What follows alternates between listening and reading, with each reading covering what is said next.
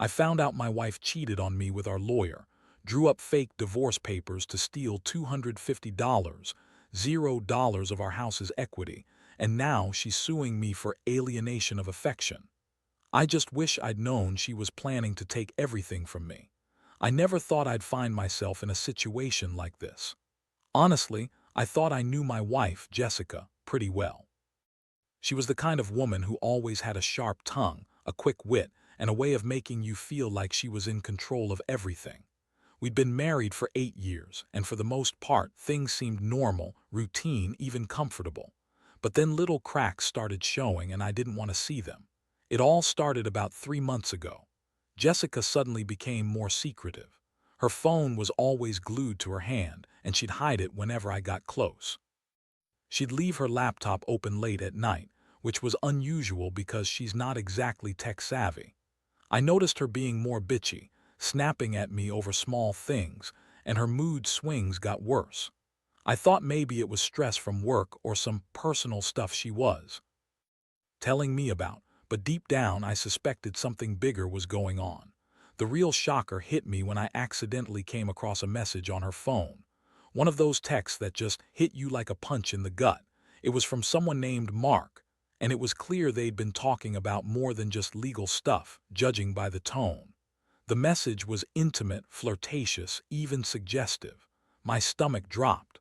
I felt like the floor was opening beneath me. I stared at the screen, trying to process what I was reading, and I knew then this was no innocent conversation. Jessica had been cheating on me with our lawyer. I couldn't believe it. Our lawyer, of all people. Mark was the guy handling our divorce papers, but apparently he'd been more than just that. I always trusted Jessica to be honest, but now I saw her for what she really was. The woman I thought I knew had been lying to my face, and it wasn't just the affair. I found out she'd been drawing up fake divorce papers, trying to steal $250, $0 of our house's equity. She was planning to leave me with nothing, and I had no idea. The betrayal cut deep. I felt like I'd been punched in the chest and I couldn't breathe. I confronted her that night. I showed her the messages, the evidence I'd uncovered. I expected her to deny it, to come up with some kind of excuse, but she didn't even try. Instead, she looked at me with that bitchy smirk and said, "Oh, come on, you're overreacting. It's just sex, and besides, I was planning to leave anyway." She lied so casually, like she was telling me about a shopping trip, not the fact that she'd been cheating and scheming behind my back. I was furious, heartbroken, and so betrayed I couldn't even cry. I kept asking myself how she could do this to us, how she could be so cold, so manipulative. That night I couldn't sleep. The image of her with Mark, the thought of her planning to take everything I worked for, haunted me. I felt betrayed on every level, emotionally, financially, and morally. I'd given her my trust, my love, my life, and she'd been plotting to steal what was ours. I kept thinking about the house, the money, the future we'd planned. All gone just like that because she decided she wanted more and I was just a pawn in her game. I was so angry I couldn't see straight, but I knew one thing: this wasn't going to end quietly. I'd find a way to fight back. I had to. The more I thought about it, the more I realized that Jessica's lies went way beyond just the affair. It wasn't just about the sex with Mark. It was about the money, the power, and how she was willing to destroy everything we built together to get what she wanted. And what made it worse was that she was so damn good at lying. She spun stories so convincingly I almost doubted myself. Almost. But I wasn't going to let her get away with it. The next few days were a blur. I started digging into our finances, going through bank statements, emails, and legal documents I could find. That's when I uncovered the fake divorce papers. She'd actually hired Mark to draw up documents that made it look like we were legally separated. But in reality, they were designed to transfer a chunk of our house's equity into her name. I couldn't believe she was so calculated, so cold. She'd been planning this for months, maybe even longer. I found drafts of the fake papers hidden in her email drafts folder, clear as day. She'd forged signatures, manipulated legal language, and even paid Mark extra to make it all look legitimate. I felt sick. I'd trusted her with everything, including our home, our life savings, everything we'd worked for, and she'd been scheming behind my back to steal it all. The thought of losing $250, $0 worth of our house's equity just made me furious. How could she be so selfish, so ruthless? I knew I had to do something. I couldn't let her get away with this. The betrayal wasn't just emotional anymore. It was about protecting what little I still had left. I started making plans. I hired my own lawyer, someone who knew the ins and outs of real estate and divorce law. I wanted to stop her from pulling this off, from signing those fake documents and taking everything I owned. I also started gathering evidence, screenshots of her texts, copies of the fake papers, bank statements showing suspicious transactions. I knew she'd try to cover her tracks, but I was determined not to let her. I also installed a few hidden cameras in the house, just in case she tried to do something sneaky when I wasn't around. I felt like I was in a war, and I had to be ready for every move she made. Meanwhile, Jessica kept up her act, acting like everything was fine, even blaming me for overreacting or being paranoid. She'd throw tantrums, lie outright, and accuse me of trying to ruin her. She'd say I was jealous or insecure, but I knew better. I saw her true face now. The woman who used to be my partner, my confidant, was turning into someone I didn't recognize. She was manipulative, bitchy, and completely willing to throw everything away just to get her way. I felt a mix of anger, sadness, and a deep sense of betrayal. I'd been blind for too long, but now I saw her for what she really was. And I knew I had to fight for what was mine: my house, my money, my dignity. One night I caught her trying to forge my signature on a document. She was so cocky about it, like she thought she could get away with anything. That was the final straw. I confronted her again, told her I knew everything and that I wasn't going to let her steal my house or my life. Her face went pale for a second, then she snapped back with that bitchy smirk. "You're just jealous, honey. You're insecure. I don't know what you're so worked up about. You're overreacting." That's when I realized she'd been lying so much. She'd convinced herself she was untouchable, but I wasn't going to let her win. I'd come too far to let her destroy me now. After that confrontation, I knew I had to act fast. Jessica's lies were piling up and her schemes were getting more desperate. I couldn't let her keep pulling the wool over everyone's eyes, especially not the lawyers or the bank. I also started to feel the weight of what she was trying to do, stealing my house, my savings, everything we'd worked for. The betrayal hit me hard, but I also felt a strange sense of clarity. I had to get ahead of her before she managed to pull off her final move. I spent the next few days gathering all the evidence I could. I contacted the lawyer I'd hired, explained everything, and shared my suspicions. We started working on a plan to block her from signing those fake divorce papers and to freeze any suspicious transactions. I also hired a private investigator to dig into her activities. Turns out, she'd been seeing Mark behind my back for months, and they'd been planning this together. I got proof: photos, recordings, even bank transfers showing payments from her to him. It was like a dam breaking. Everything was coming out all at once. Jessica, meanwhile, kept up her act, acting innocent or blaming me for everything. She'd say I was paranoid, that I was trying to control her, that I was just jealous because she was more successful than me. She tried to spin her lies, but I wasn't buying it anymore. I saw her for what she truly was: a selfish, manipulative woman who'd do anything for money and power. She told me she loved me, that she was just stressed, that she was confused, but I knew better. She'd been planning her escape, and I was just a pawn in her game. One night, I caught her trying to access our joint bank account with a fake ID she'd made. I found her in the act, just as she was about to transfer more money into an account she'd set up in her name. I lost it. I told her I knew everything, that I had all the proof I needed, and that this was over. Her face twisted into a sneer, and she spat. "You're just a jealous loser. I don't need you anymore." That was the moment I realized how far gone she was. She didn't even care about the family or the life we built. It was all about her greed.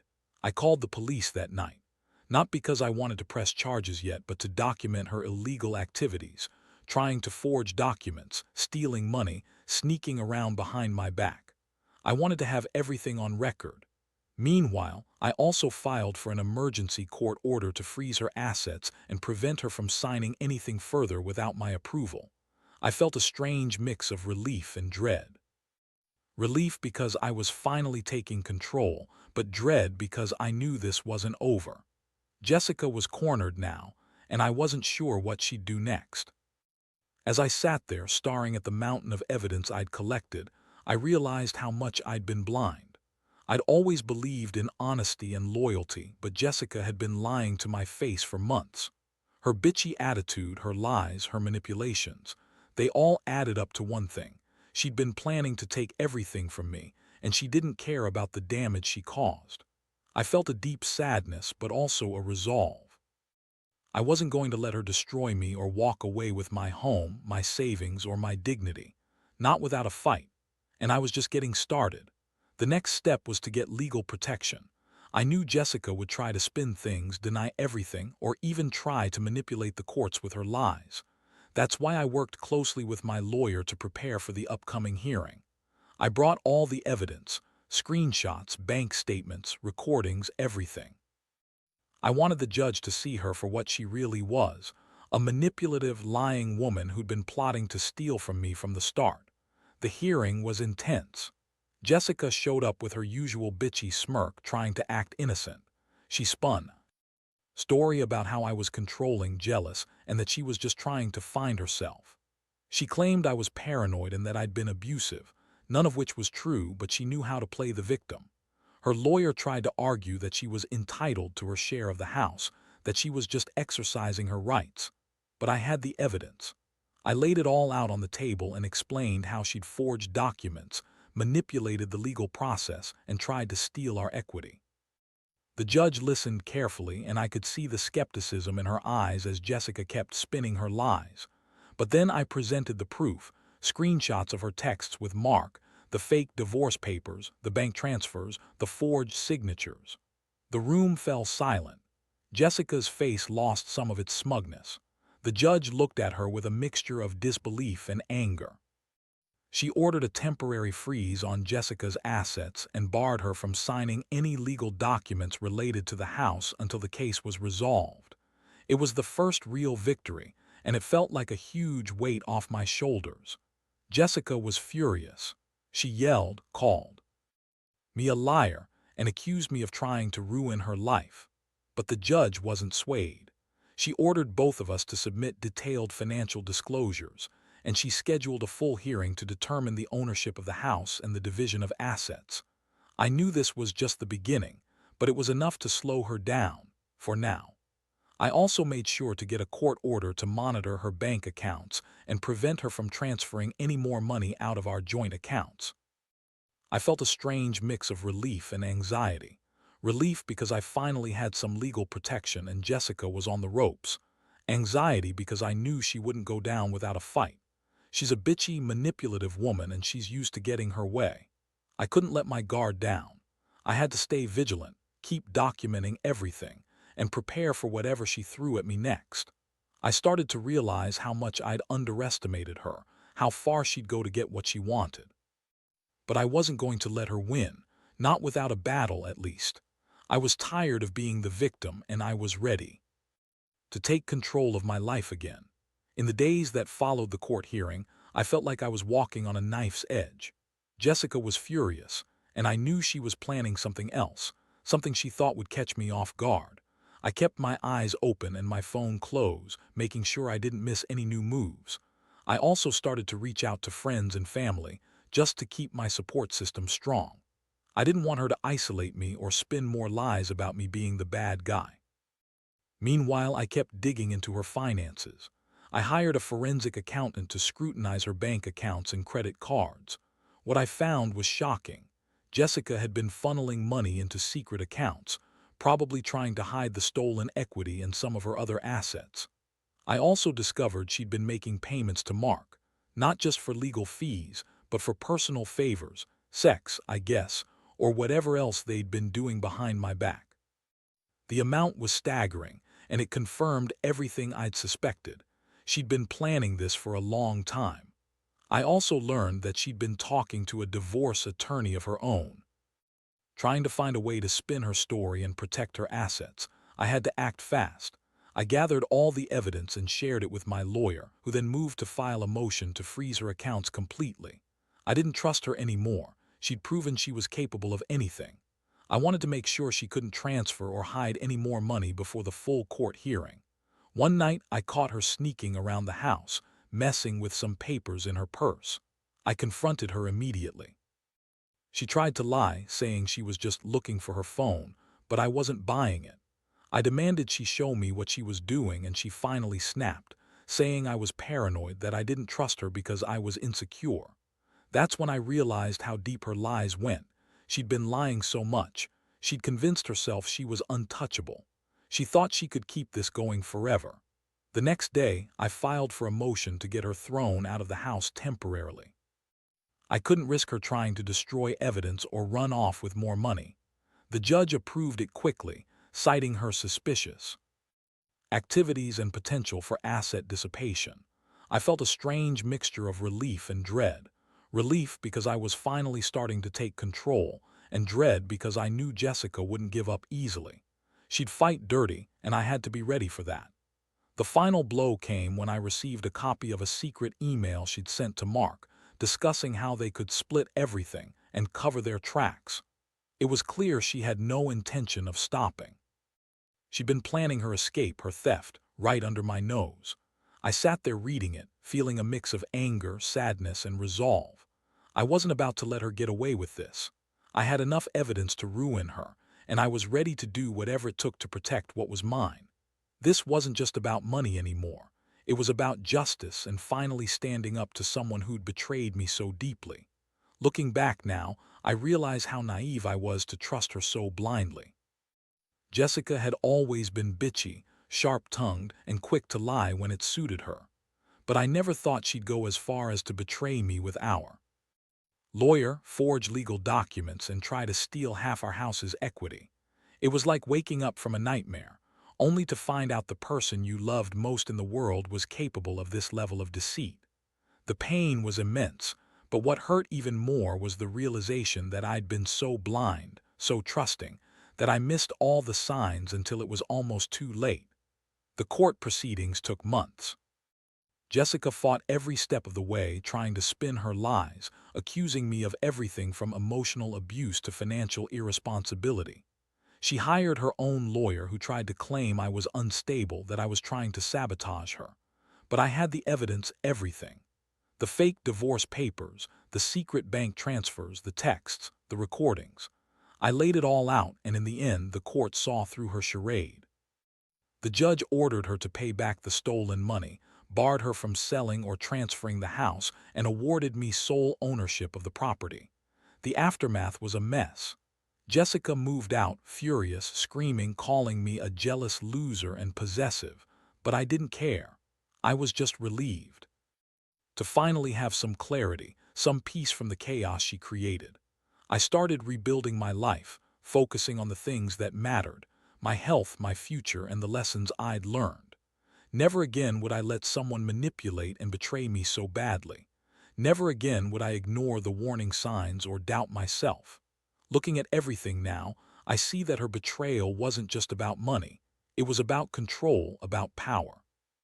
She wanted to take everything I had, and she was willing to lie, cheat, and manipulate to do it. But I learned that honesty and integrity matter more than anything. She may have tried to destroy me, but I fought back. I stood my ground, gathered evidence, and fought for what was rightfully mine. If there's one thing I want other people to take away from this, it's this: trust your instincts. Don't ignore the small signs of deceit, and don't let anyone manipulate you into thinking you're paranoid or insecure. Protect yourself, your assets, and your dignity. Because, in the end, the truth will come out. And when it does, you'll be glad you fought for yourself. Jessica's betrayal taught me that lesson the hard way, but it also gave me the strength to move on, and I will.